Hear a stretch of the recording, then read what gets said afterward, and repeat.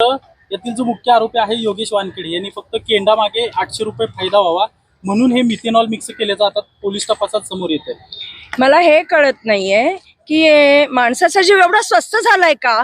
म्हणजे काय चाललंय काय? पुणे शहरामधली दिवसेंदिवस गुन्हेगारी वाढतीये, या गोष्टी सगळ्या वाढतायत। मला हे कळत नाही की जेव्हा हे फुगे विकल्या जातात तेव्हा त्यांच्या त्या दारूची टेस्टिंग होते का? जे आपले विभागाची लोक आहेत, पोलिसांची असतील किंवा या सगळ्या दारूवर जे दृष्टी ठेवून बसलेली लोक आहेत, ते बघत नाहीत का की काय चाललंय? दारू गुत्त्यांवर हे 10 आणि 20 रुपयाला मिळणारी गोष्ट आहे। गरीब माणूस मोठी महागी दारू परवडत नाही म्हणून हे फुगे घेतं।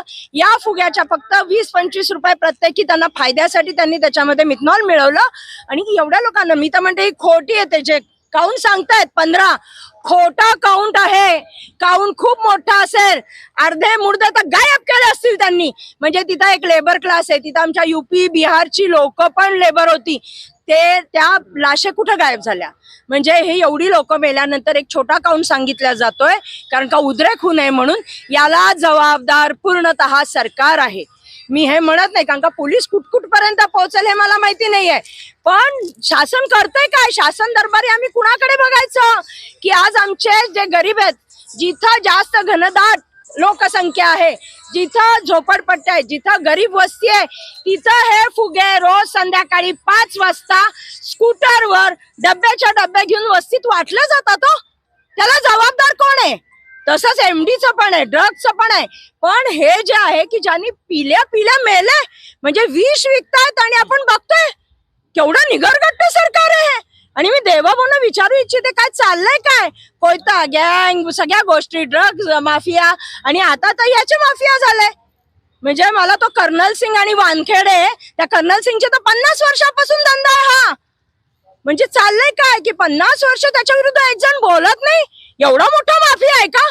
कोणी बनवलं त्याला माफिया? मी तर म्हणते वस्त्यातल्या, वाड्या वस्त्यातल्या लोकांनी आपल्या आजूबाजूला हे गैरधंदे चाललेत, तिथे चक्क ना त्यांनी हल्लाबोल केला पाहिजे। असं आमचं आज हल्लाबोलची सुरुवात आहे। प्रत्येक भागामध्ये आम्ही जाणार आहोत आणि हल्लाबोल करणार आहोत। पोलिसांनी आम्हाला सांगितलं अरेस्ट करू, तरी आता आम्ही जाणार आहोत। आज आम्ही हे सांगू इच्छितो पोलिसांना की आम्ही काही बेकायदेशीर काम करत नाही आहोत। ज्यांनी हे पाजून लोकांना मारलंय त्यांच्या विरुद्ध आम्ही गुलाबो गँग रस्त्यावर उतरलेत, म्हणून आम्ही इथे आलो। आज इथे रात्री तुम्ही एक चक्कर मारा, किती असतात फुगे ते काय कॅनलच्या बाजूला एक कॅमेरा टाकून बघा, हजारो पिशव्या पडलेल्या त्या फुग्याच्या।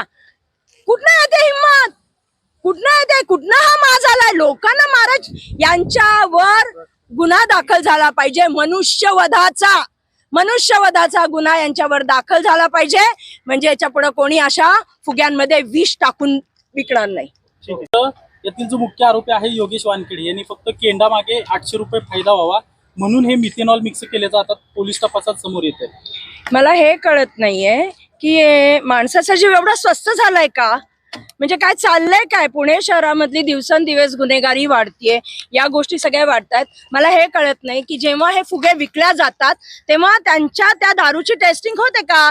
जे आपले विभागाची लोक आहेत, पोलिसांची असतील किंवा या सगळ्या दारूवर जे दृष्टी ठेवून बसलेली लोक आहेत, ते बघत नाहीत का की काय चाललंय? दारू गुत्त्यांवर हे 10 आणि 20 रुपयाला मिळणारी गोष्ट आहे। गरीब माणूस मोठी महागी दारू परवडत नाही म्हणून हे फुगे घेतं। या फुग्याच्या फक्त 20-25 रुपये प्रत्येकी त्यांना फायद्यासाठी त्यांनी त्याच्यामध्ये मिथेनॉल मिळवलं। आणि एवढ्या लोकांना, मी तर म्हणते ही खोटी येते, जे काउंट सांगतायत 15, खोटा काउंट आहे। काउंट खूप मोठा असेल, अर्धे मुर्दे तर गायब केले असतील त्यांनी। म्हणजे तिथं एक लेबर क्लास आहे, तिथं आमच्या यूपी बिहारची लोक पण लेबर होती, ते त्या लाशे कुठं गायब झाल्या? म्हणजे हे एवढी लोक मेल्यानंतर एक छोटा काउंट सांगितला जातोय कारण का उद्रेक होऊ नये म्हणून। याला जबाबदार पूर्णतः सरकार आहे। मी हे म्हणत नाही कारण का पोलीस कुठपर्यंत पोहोचेल हे मला माहिती नाहीये, पण शासन करतंय काय? शासन दरबारी आम्ही कुणाकडे बघायचं की आज आमचे जे गरीब आहेत, जिथं जास्त घनदाट लोकसंख्या आहे, जिथं झोपडपट्ट्या आहे, जिथं गरीब वस्ती आहे, तिथं हे फुगे रोज संध्याकाळी 5 वाजता स्कूटरवर डब्याच्या डब्या घेऊन वस्तीत वाटलं जातात। त्याला जबाबदार कोण आहे? तसंच एमडीचं पण आहे, ड्रग्सचं पण आहे। पण हे जे आहे की ज्यांनी पिल्या मेले, म्हणजे विष विकतायत आणि आपण बघतोय केवढं निगरगट्ट सरकार आहे। आणि मी देवाभाऊंना विचारू इच्छिते काय चाललंय काय, कोयता गँग सगळ्या गोष्टी, ड्रग्ज माफिया, आणि आता तर याचे माफिया झाले.